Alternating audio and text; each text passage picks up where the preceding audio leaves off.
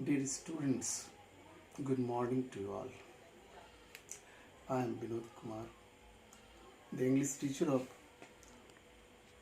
Central Public School, Samastipur.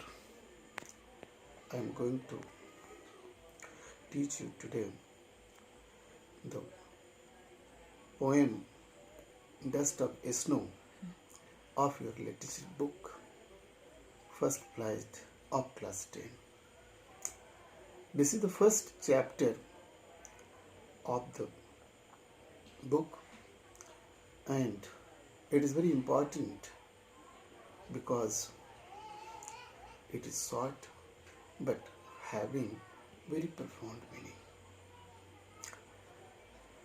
You know very well about Robert Frost, who wrote this poem, because you have read his poem in class 9 too.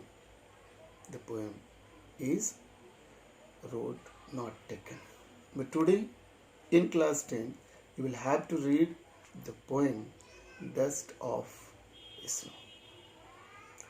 I am sure that you all have kept your notebook and pen with you so that you can note down some important sentences and words too.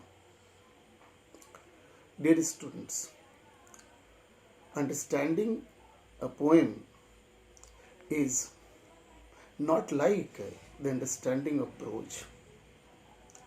In poem you will find double meaning of a word, surface meaning as well as profound meaning. In higher classes you will be knowing more about profound meaning of the poem. But here in this class, surface meaning is enough for you all.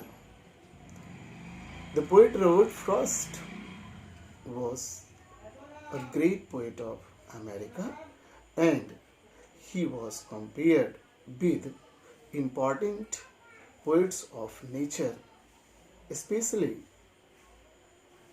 with William Wordsworth, the poet of England. But he himself denied to be the poet of nature because he had written no poem without the presence of human being.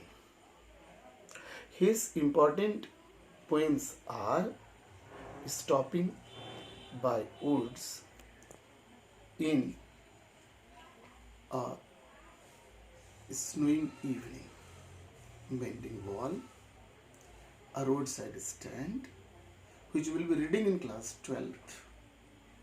But in class 10, we are going to discuss about the poem Dust of Snow. The surface meaning of the poem is: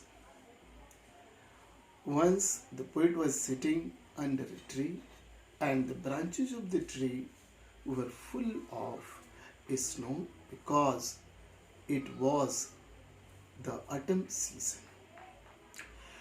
The poet was observed in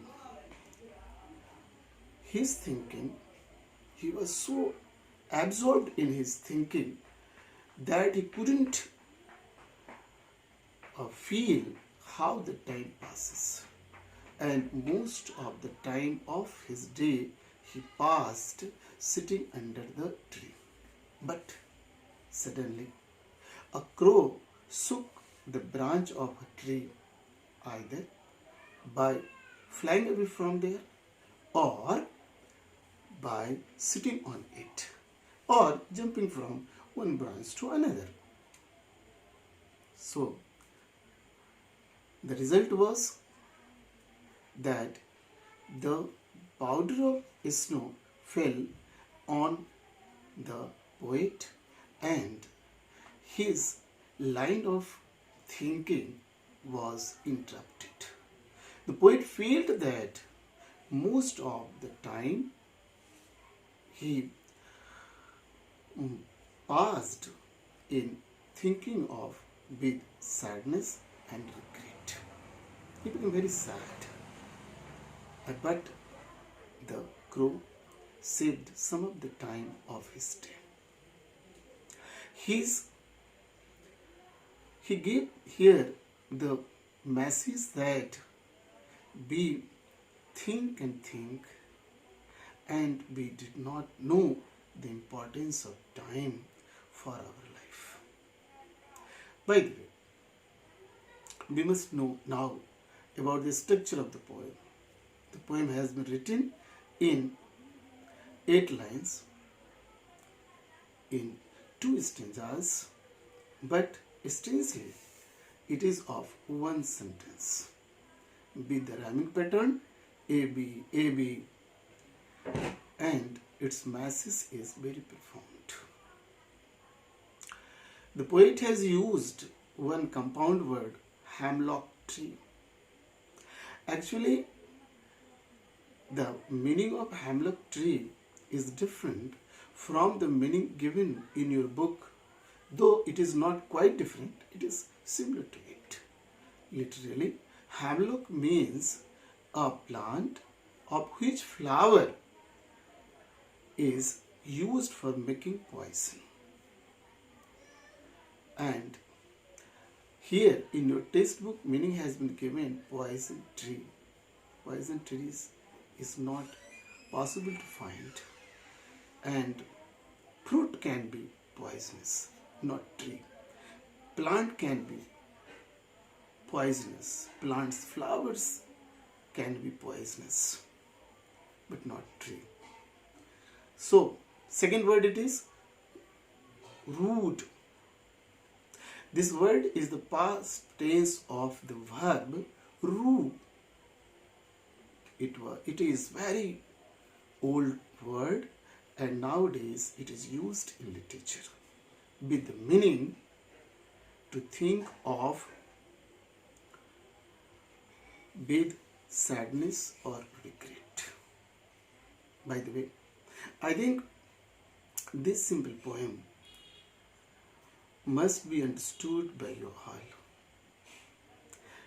and I want you all to write some questions so that you can solve it according to your understanding.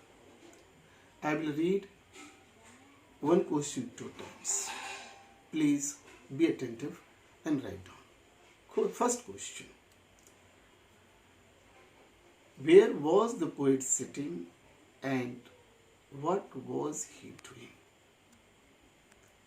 Where was the poet sitting and what was he doing?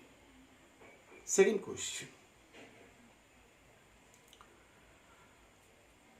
What did the poet feel after being disturbed by the crow?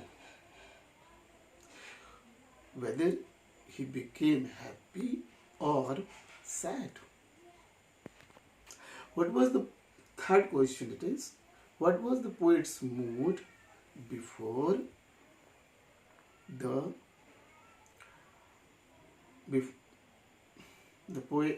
crow disturbed him? Please give your own thought, explanation in your own words. Fourth question is, what is the rhyming words of the poem? And last but not least, how can you say that the poem has been written in one sentence? Thank you for today. That's all. More we will be seeing, we will be discussing in the next class. Thank you, everybody.